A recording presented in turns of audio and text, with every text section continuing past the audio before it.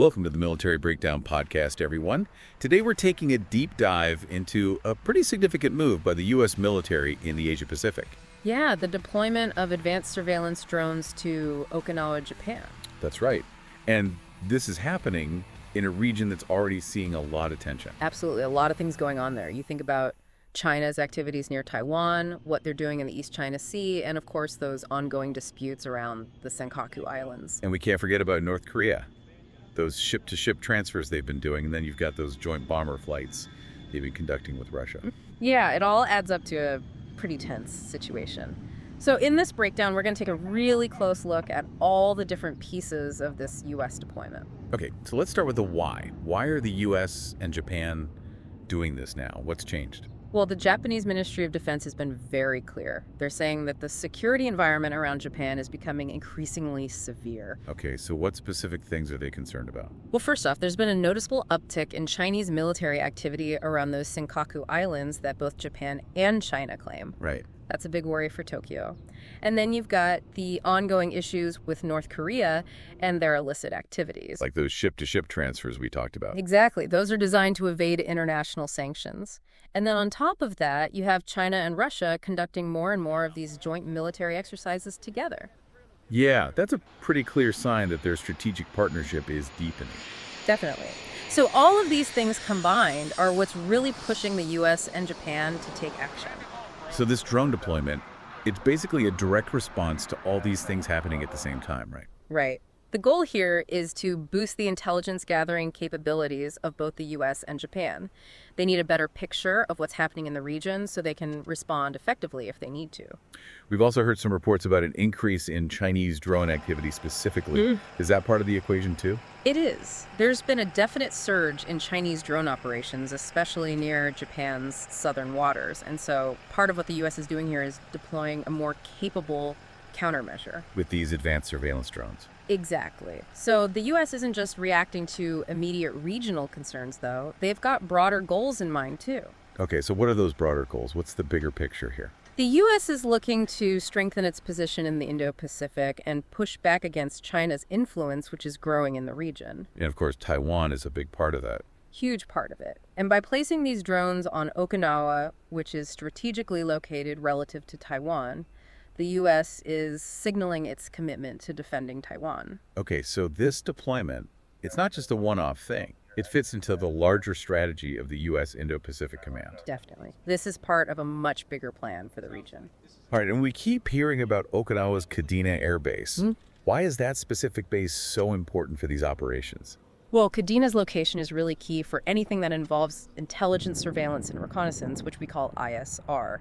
It's basically a central hub with great access to potential flashpoints like the Taiwan Strait and the East China Sea. So that makes it perfect for deploying these kinds of surveillance drones. Exactly. They can monitor a huge area from there. Okay, so now that we've covered the why, let's talk about the what. What are these drones? What can they do? So these drones are called MQ-4C Tritons, and the U.S. is sending several of them to Kadena. What's special about these Tritons? Why use them? They're what we call AAL aircraft. High altitude, long endurance. That means they can fly really high, over 50,000 feet, and they can stay in the air for a really long time, over 24 hours on a single mission. Wow, so that's almost 10 miles up, and a whole day of flying. Yeah. Their range is also incredible, around 7,400 nautical miles. That's over 8,500 regular miles. And get this, they're completely autonomous. Autonomous meaning they fly themselves without a pilot on board. Exactly. And that makes them perfect for long, uninterrupted surveillance missions. Okay, so they're up there flying around, watching things. But what kind of information can they actually gather? Well, their main job is to detect, track, and classify all sorts of things, ships, submarines, aircraft, anything out there. And they do it really quickly and accurately. So they're basically keeping an eye on everything that's moving in the area. Yeah, pretty much. And they can share that information with other military units and allies, which is really important for coordination. We're talking about a big boost in surveillance coverage then. Huge boost. One MQ-4C can cover 4 times the area that other autonomous platforms can, and all without sacrificing altitude, range, or endurance. So how do they compare to other kinds of unmanned aerial systems, those medium altitude ones, for example? Well, they've got a few big advantages. They can see much further, obviously, because they're flying higher. They can stay up in the air for much longer. They can react faster to anything that pops up. And they're much harder to shoot down because they're so high up. And that high altitude helps in other ways too, right? Absolutely. Being up that high gives them what we call a field of regard that stretches all the way to the horizon. It's like having a giant panoramic view of the ocean and the airspace. Plus, they're flying above most of the weather, so they can keep watching no matter what's happening down below. I was reading about these Tritons, and I saw something about radomes. What are those? Yes. Those are the protective coverings that go over the drone's radar systems. They have to be strong enough to handle the tough conditions up at high altitude, but they also have to be transparent to the radio waves that the radar uses. Makes sense. And it sounds like the technology in these drones is always being improved. Oh, yeah, absolutely. The Navy has a bunch of research and development programs going on to make sure the Tritons are always ahead of the curve. Now, some have said they look a bit like the Global Hawk drones. Is there a connection there? Visually, yeah, there's definitely a resemblance, and they're both built by the same company. But the Triton is specially designed for maritime surveillance. For instance, unlike the Global Hawk, the Triton can actually fly down below 10,000 feet if it needs a closer look at something. And they've beefed up the wings and the electronics to withstand the rougher conditions you get over the ocean, things like bad weather and lightning. All this advanced technology's got to be expensive, though, right? Oh, you bet. The Navy's put over $600 million into developing the Triton program, and it costs about $32.8 million every year to operate just one of them. That shows you just how complex they are. So it's a joint project with another country, too, right? Yeah, the U.S. and the Royal Australian Air Force work together on the MQ-4C as part of something called the Broad Area Maritime Surveillance Program, or BAMS. The idea is to have these drones constantly patrolling huge stretches of ocean, gathering intelligence, and keeping things safe. Okay, let's get into the nitty-gritty of these sensors for a minute. What kind of tech are we talking about? All right, so one of the key things is the radar. It's called an AES MFAS radar. What that means is it's really, really good at tracking multiple targets at the same time, both in the air and on the sea. It's really hard to hide from this thing. So it can monitor activity above the water and below it simultaneously. Yep. And then there's the MTS-B, which is a fancy camera system that can see in different light spectrums. That means it can see in the dark using infrared, and it can even automatically track targets and send back high-definition live video. That's incredible. What about electronic intelligence? Can it pick up on enemy communications or radar signals? Oh, yeah, for sure. It's got something called the ANZLQ-1, which is basically an electronic eavesdropping system. It can identify and locate all kinds of electronic signals, and it's also got an automatic identification system receiver, or AIS, that picks up signals from ships so it can track maritime traffic. And what's the engine that powers all this? It uses an Allison Rolls-Royce AE3007H turbofan engine. It's a powerful engine designed for high altitude and long flights. And there are safety features built in too, right? To avoid accidents and things like that. Definitely. It's got a special radar for collision avoidance, plus systems to deal with icing, bird strikes, and even lightning. And the software is designed so it can be easily upgraded and integrated with other systems. And just to be clear, this is all about gathering information, right? These drones aren't carrying weapons or anything like that. That's right. The Tritons are unarmed. They're strictly for surveillance and reconnaissance. Okay, so we've talked about why they're being deployed, what these drones are, and what they can do. Now let's get into the how. When are they actually going to arrive in Okinawa? The reports say that they were supposed to get to Okinawa Air Base within the next few weeks, from April 9th, 2025. And who's in charge of moving them? That would be the U.S. 7th Fleet. They're taking the drones and all the personnel from Andersen Air Force Base on Guam over to Japan. So is this a temporary deployment, or are they going to be there for a while? Japan's defense minister has said that it's indefinite, so it sounds like they're planning on having them there for the long haul. And in just Okinawa, or could they operate from other bases in Japan, too? It seems like they might also use Yokota or Misawa air bases on Honshu sometimes. That could be because of weather in Okinawa, or maybe if a specific mission requires them to be somewhere else for a bit. Now, this isn't the first time we've seen these drones in Okinawa, is it? Good point. They actually had 2 Tritons stationed at Kadena for a few months last year, from May to October. But this time around, it seems like they're there to stay. Okay, so zooming out a bit, what are the bigger strategic implications of having these drones in Okinawa? How does this change things? The big thing is that it really boosts the intelligence capabilities of the U.S.-Japan alliance. They'll have a much clearer picture of what's happening in the region, which means they'll be better at deterring threats and responding to any crises that might pop up. And which areas will this enhanced surveillance focus on? Mainly the areas around Japan, particularly that chain of islands that stretches down towards Taiwan, the Nancy Islands. That area's become a real focal point for a lot of these military and geopolitical maneuvers. Yeah, absolutely. And with these drones, the U.S. and Japan will have much better situational awareness. And that information will be shared with other partners, right? Of course. They'll be sharing it with U.S. forces in the region, with the Joint Force, and with key allies. That way, everyone's on the same page. So it really strengthens the whole idea of mutual defense between the U.S. and Japan. Exactly. They'll be able to work together more effectively and respond to any threats in a coordinated way. It seems like this fits into a larger trend we're seeing, where the U.S. is beefing up its intelligence gathering in the Asia-Pacific. Yeah, the U.S. is definitely putting a lot of resources into keeping an eye on things in this region. They want to maintain their edge in this area, which is becoming more and more important. And they're encouraging their allies to do the same right, to step up their own defenses.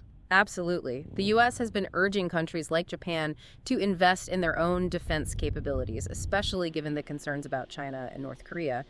And this drone deployment, it's both a direct contribution to the alliance's capabilities and a way of showing what kind of advanced technology they're talking about. It's hard not to see this as being directed at China in particular. Yeah, while the official statements always talk about the broader security environment, it's pretty clear that this is part of a strategy to counter China's growing military power and their assertiveness in the region. And it's all happening against the backdrop of the Taiwan situation, which is incredibly sensitive. It is. This deployment shows that the U.S. and Japan are serious about being ready for any potential crisis in the Taiwan Strait. It's all about deterrence. Okay, so how are other countries in the region reacting to this? Let's start with Japan. Well, the Japanese government is very happy about it. They see it as a way to counter China's military buildup and strengthen their alliance with the U.S. It's very much in line with their own plans to boost their defenses. But what about the people who actually live in Okinawa, where all these bases are? Yeah, there are some mixed feelings there. Local officials have expressed some unease. They've been pushing for a reduction in the number of U.S. bases in Okinawa for a long time now. The governor of Okinawa even said that this deployment goes against what they want, which is a smaller U.S. military presence. So the national government might be happy, but the locals aren't so sure. Right, it's a complicated situation. On the one hand, they understand the need for security. On the other hand, they're worried about the impact all these bases have on their lives. Okay, what about China? How are they likely to react to this?